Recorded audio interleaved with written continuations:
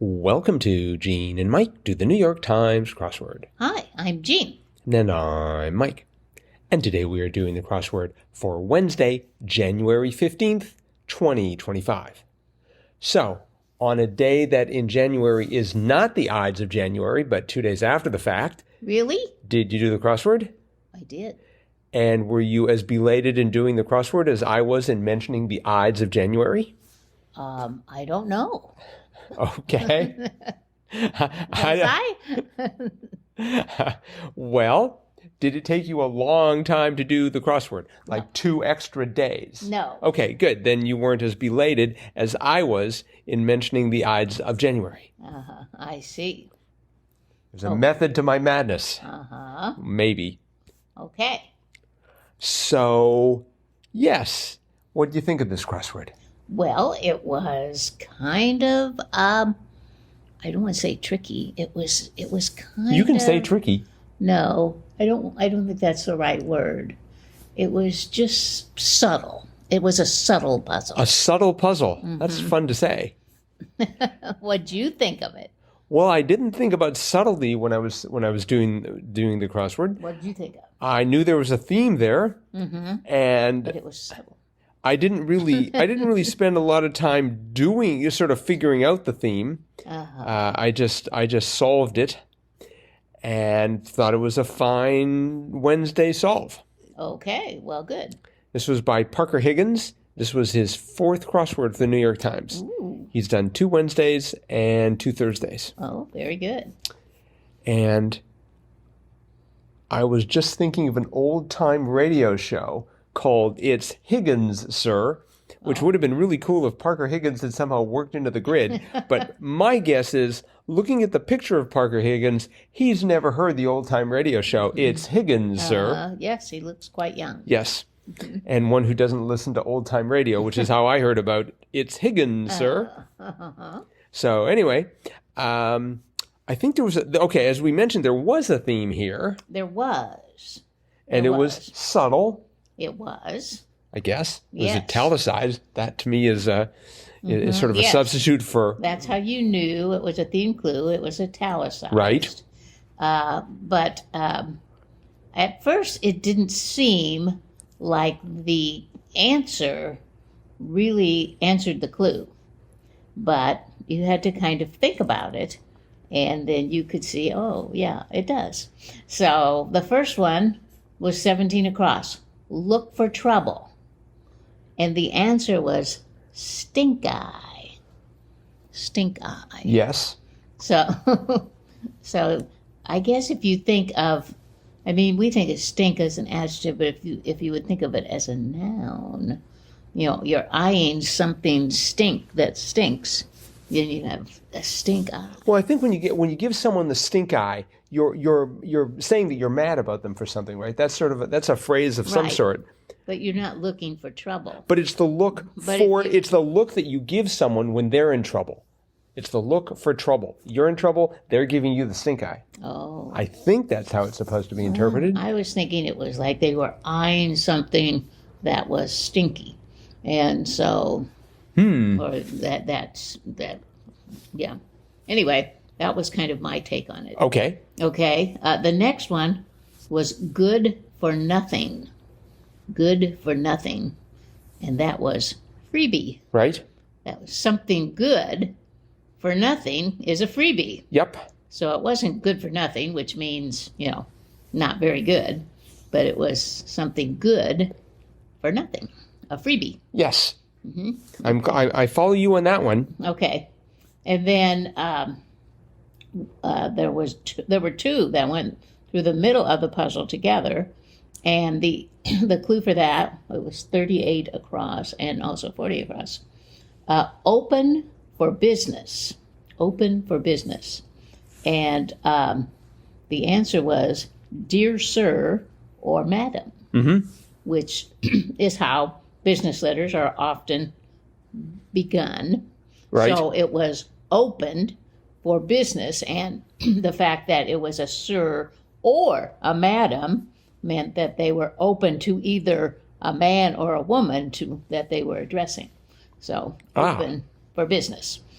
that's how business opens up their welcome to either men or women. I see. Mm-hmm. I just figured it's the opening for a business letter. Oh, well, I think it's a little more than that. Okay. Okay, and again, this is too subtle for me. Let's see if I can get the next one. The next one was 56 across. Fit for a king. Fit for a king. And the answer to that was regalia. Yep. Which is something, a garb, like academics wear regalia. Yes. So fit, meaning, something that would fit a king would be regalia. Right. Mm-hmm. So, and then finally, run for the hills.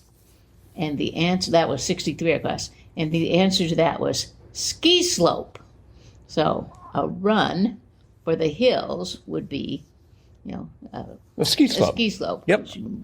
You're running. You're not really running down the slope, but you're skiing down the slope. But it's a run. That's what they call a run, ski slope. Mm-hmm. Yeah. Yeah. Mm-hmm.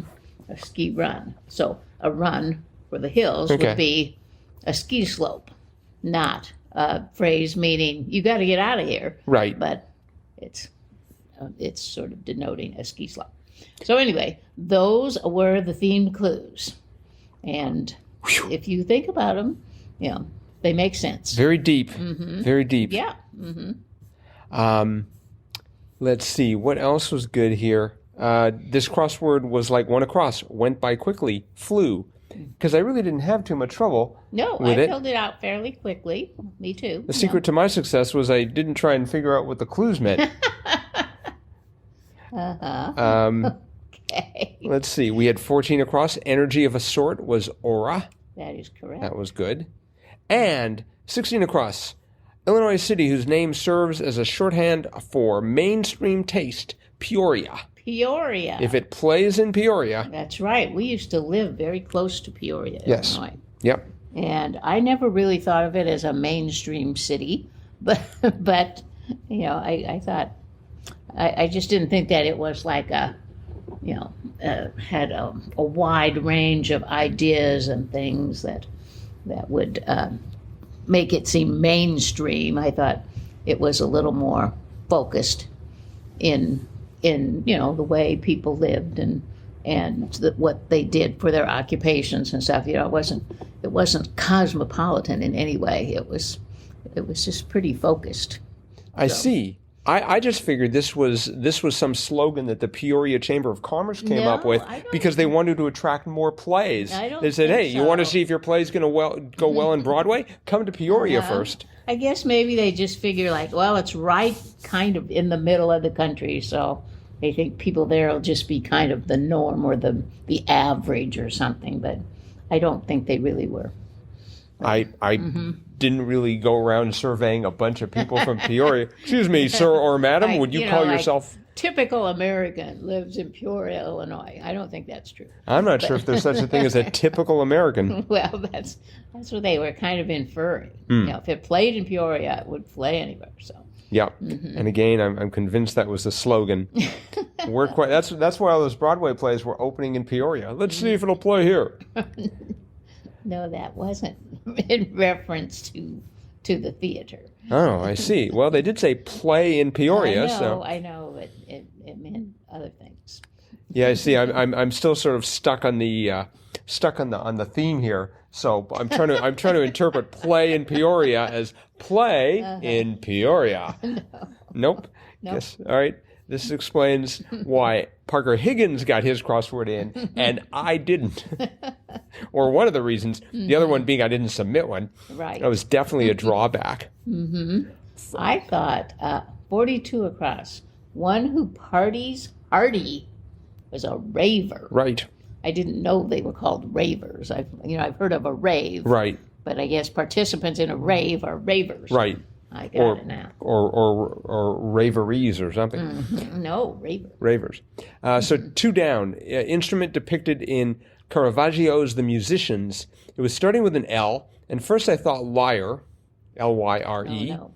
And then I thought lute. Yes. And then I decided I didn't know the difference between a lyre and a lute. Ooh. But I've decided that a lyre is like a harp. It's got strings, yeah. Well, a lute has strings too, right? Oh, I thought a lute was like a flute. No, a lute. Oh, so you don't know about lutes and No, lyres I guess either. I don't. Oh, okay. Well, so a lyre is sort of like this U-shaped thing that's got strings on it, so it looks like a harp. Yep. And a lute looks sort of like a fat guitar that had an accident on the bus. Like a mandolin? Yes, something like that. Yeah. Okay. So that's a lute. That's a lute. Okay, now I know. And I find that interesting because we had 2 down as lute, and then we had 57 down, spoils, and the answer for that was lute. That's true. I hadn't even noticed that. Yep. and we actually had another coincidence, maybe a coincidence, or it could be Parker Higgins' genius, more likely that. 48 down, spoils again, and it was taints. So we had lute as the musical instrument, lute as one of the spoils, and taints as spoils as well. That's true. So pretty interesting trilogy there, I thought. What I thought was interesting was 57 down was lute, and 59 down was flu symptom soup. Or soot, I guess Soot. it's pronounced. But it looks just like lute, except it's an S. You know, as I was doing this somewhat late at night last night, I read flu symptom, and I was like, okay, let's see. It was an ache. And then I realized it was spelled F-L-U-E. Right. And that last, because I read flu symptom, and I started thinking, and because it had the word symptom, Yeah. I've momentarily forgot how to spell the apparatus that's involved with the chimney, and so I was like, well, is it ache? And then, but then I realized it was soot. It was a really great clue. Yeah, it was. I like that one. 4 down was, let's see here, suit, speaking of soot, suit in a tarot deck, and that was wands. Yes, I had no idea. Yeah, so I don't know what the suits are in tarot. Let's see, what are they in ordinary cards? They're like diamonds, spades, Hearts and clubs, and they're wands. I bet a sword's in there somehow. We're going to have to look at a tarot deck at some point. Let's see, 8 down was not densely packed. I had it starting off with SPA, and I went for spacey. Oh, no. Which sort of just means you're out of it. Yes. It was sparse. Sparse. That worked better. But then the one kind of right next to that, but kind of down a little bit, 21 down, overly abundant, fulsome. Just spelled with one L. Yep. Fulsome. That's how you spell fulsome. I did not know that. I thought it had 2 L's. It was the first word I learned how to say. Oh, really? Before mama, I went, fulsome. And then mama was word number 2. Wow. Yeah, fun fact about me. Interesting. Also, completely untrue. I know. It'd be pretty weird if your first word your kid said was fulsome. Yep, it would. Let's see. 29 down, vertex of an infamous triangle was Bermuda. Yes. That was good. Boy, I couldn't think of that. I was trying to think, well, there's isosceles. I was thinking of what's an infamous triangle. Yeah, I don't think people fear the isosceles triangle. Yeah, that was the most famous triangle, was the isosceles triangle, but no, it was Bermuda. I don't know if you remember, there was a book called Flatland. Do you remember a book called Flatland? It was about geometric shapes, but it was sort of seen in like 2 dimensions, and there were circles, and they could be poked by the triangles. We'll leave that for another day. Okay. 28 across was interesting. Put a name to, and it was labeled. That's right. And I looked at the phrase "put a name to." That could either be present tense or past tense. Yes. I thought the same thing, because I like, is that past tense? And I'm like, yes, it is. It is past tense. See, I wanted it to be putted, but that would have been putted, and you don't put a name. No, it could be present or past. You're right. I was just like... Yeah, because I thought the same thing. I'm like, can I put an ED on this? Like, yeah. Yes, I can. Yep. So. I don't know how many words are like that, but that was sort of a revelation to me. Let's see, we had 41 down. 41 down was, once I find it here, where you might dress up for a court appearance informally. And that was Ren Fair. Ren Fair. That was good. Have you ever been to a Ren Fair? Yes. in Minneapolis or thereabouts, because that's where Ren fairs always are, Minnesota. Oh, I don't know why, but no kidding. let's see here. We mentioned 63 across. Run for the Hills was ski slope. Yesterday we had sit ski. That's right. So now we have a place for the sit ski to go. I know. The ski slope. I know. I made that connection too. Oh, we just had sit ski yesterday. yep. So yep. Once again, Will Shorts working his magic. Speaking of again, 51 across, show where the term Debbie Downer originated in brief, SNL. That's right. How many millions of times Will Shorts must spend all of his spare time watching SNL. And then he demands that the people who write the crossword. Actually, it's only shown up a total of 251 times. Well, it would have only started in 1970 something when it started, right? It just seems What was the first clue for SNL? That's an interesting question. 2001, show that ends early on sun was, of course, SNL. SNL, huh? And when was that? In 2001? No, that wasn't the first time that SNL showed up. That was the first time it showed up in the crossword. Actually, I'm sorry. That was Variety. Let me try that again. 1995, Variety show since, they're going to answer the question for you, 1975. Yeah, I thought it was in It's like 50 years old? Yeah. It's like Doctor Who. Yeah.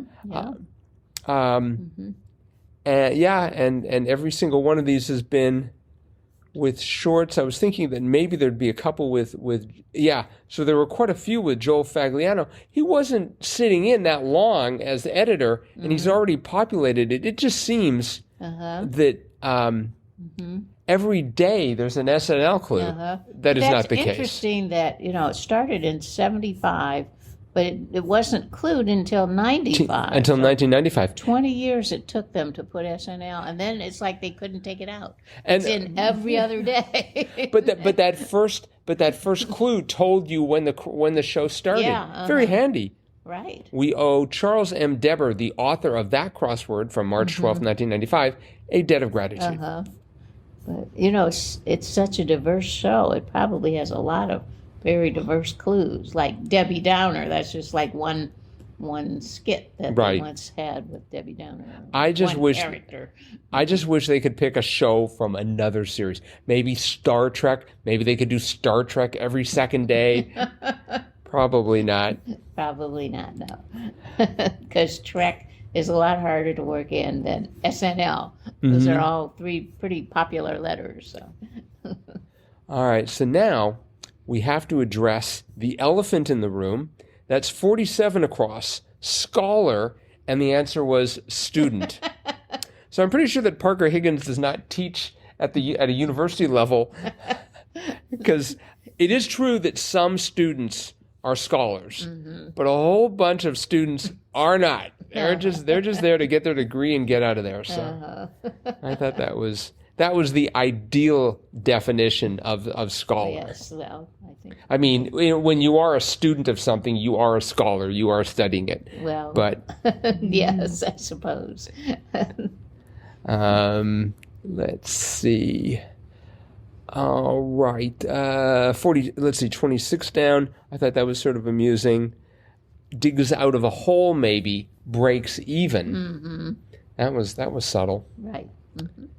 And yes, I think that's it for today. Okay. So I think this crossword merits 5 squares in the JMCR scale. I liked it a lot. All right. I would agree. We are unanimous in this then. Okay. Well done, Parker. We're looking forward to crossword number 5. Be funny if it was tomorrow. All right. 2 in the same week. 2 in a row, yeah. And it also had SNL in it.